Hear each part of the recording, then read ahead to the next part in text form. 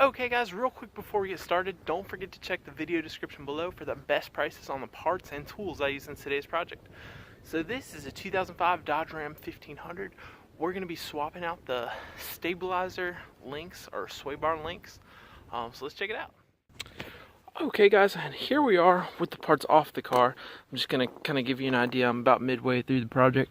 And what you're going to want to do for the top bolt is we've got this piece right here. You're going to want to grab with some vice grips or a wrench, and then the top bolt's like a 14.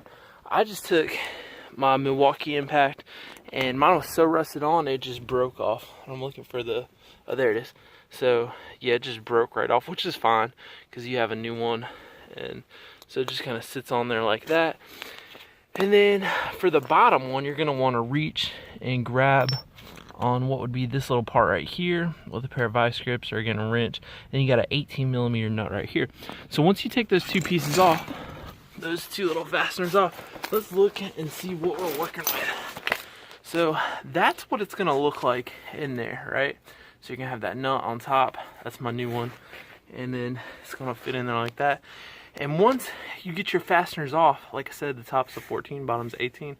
Once you get those off, you're going to need to come over here to your actual sway bar, and if we look, it's bolted up with two 15s on each side.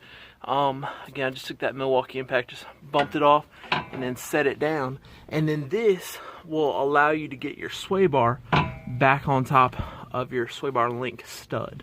If you don't do that, you won't be able to get it on there. So that's pretty much it. I got this big old 15s, they just go on up through there, bolt up there. It's not that hard of a project. If you're using like wrenches and just regular ratchets, it might be a little bit more difficult. You might want to use like some PB Blaster. That like really helps you get rid of rust and stuff. So that's pretty much it, guys. It's a real simple project. I think to do both of them, it calls for like 0.7 hours. So that's not that bad. Just rust makes it a little bit less fun. So there you go.